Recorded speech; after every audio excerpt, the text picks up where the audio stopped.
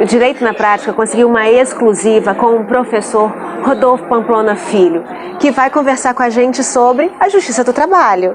Não é isso, professor? Patrícia, é um prazer participar aqui do Direito na Prática e uma oportunidade de fazer esse programa, de escrever com vocês, bater um papo, tirar algumas dúvidas. E é uma vez por ano que o senhor vem aqui em Vitória? Sim, eu venho aqui em Vitória uma vez por ano para ministrar aulas na pós-graduação da Faculdade de Direito de Vitória, da FDV. Aí eu sou poliamorista, então dou em trabalho, dou em família, dou em civil. Para mim é um prazer enorme estar com vocês, porque é um público muito qualificado, pessoal muito preparado. E nós vamos agora falar de direito do trabalho e depois de família também. Mas não, estamos aí para conversar. Doutor, a Justiça do Trabalho, o direito do trabalho, ela passa aquela ideia de ser protecionista ao trabalhador. Com essa reforma, como é que ficou essa questão? Essa é uma concepção importantíssima, porque tradicionalmente a ideia do direito do trabalho é para proteger mesmo. A lógica do sistema do direito do trabalho é de proteção como uma tutela diferenciada de vulneráveis. O sentido do direito do trabalho, como o sentido do direito das relações de consumo, é um tratamento diferenciado para desigualar aqueles que são desiguais.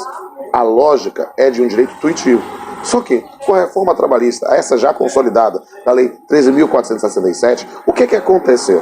Nós passamos a analisar determinadas circunstâncias em que houve uma modificação da legislação, não para proteger o trabalhador, ou o empregado, ou o emprego, mas sim a atividade econômica, a ideia da empregabilidade. Então, na verdade, nós passamos hoje, talvez por uma crise ontológica do direito do trabalho.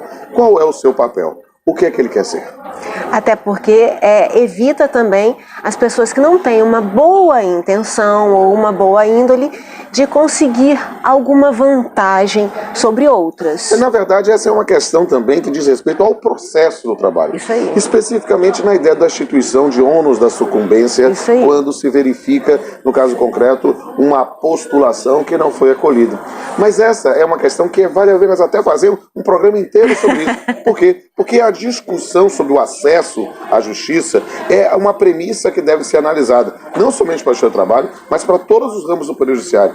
Será que é preciso realmente ter taxas justas para postular alguma coisa da justiça? A partir do momento em que nós temos no artigo 5º, inciso 35 da Constituição, com a ideia de um princípio de inafastabilidade, indeclinabilidade do judiciário, será que a gente não poderia encarar de uma outra forma, pensar a prestação do serviço jurisdicional como um serviço público indispensável, que ao contrário, não deveria ter horário, deveria ser 24 horas.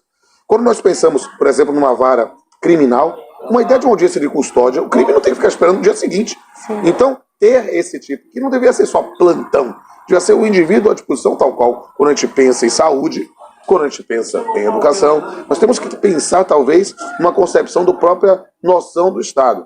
Só que o papel do Estado, o perfil do Estado na contemporaneidade tem sido repensado. E isso gera uma onda também no campo da atuação do Poder Judiciário. E essa questão que você está falando, do horário, ajudaria muito a vida de todos os advogados, porque o nosso horário é restrito. Exato, mas o que acontece hoje? Dentro desse redimensionamento do papel do Estado, as pessoas dizem, olha, agora com a ideia de contingenciamento, com a ideia de restrições orçamentárias, os próprios órgãos do Poder Judiciário estão limitando o horário e o acesso, quando a lógica deve ser inversa.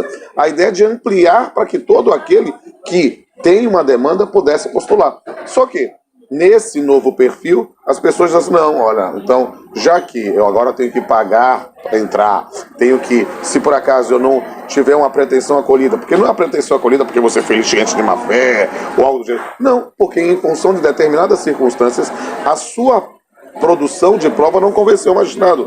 Quantas vezes o fato foi realizado, você levou, por exemplo, uma testemunha, a testemunha falou aquilo, mas o magistrado não se convenceu. Então, são circunstâncias que não são tratadas diferentemente para efeitos. Você vai ter que pagar custas. E não é somente custas, é custas e pensando especificamente nos honorários advocatícios de sucumbência.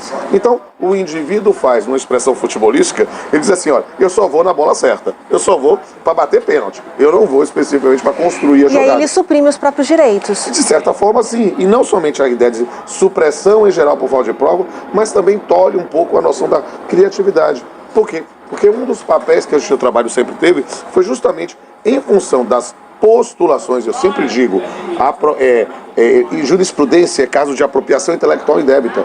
O advogado cria jurisprudência, o juiz só leva fama, porque são as postulações, as provocações, são as ideias, as teses que vocês sustentam e que encontram guarida de tempos em tempos nos tribunais, que acabam se tornando novas formas de direito.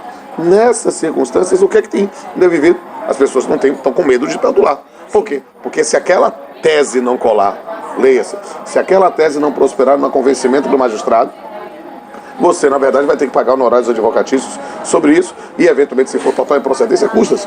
Note que isso vai fazer o seguinte, olha, para que eu vou sustentar? Para que eu vou me arriscar? Sim. E aí, nesse caso, a ideia de juízes puramente legalistas acaba ganhando força. Doutor, muito obrigada por essas palavras.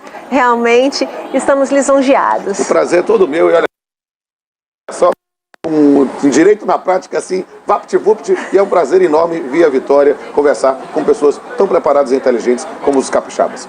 Um dia eu volto. Obrigada.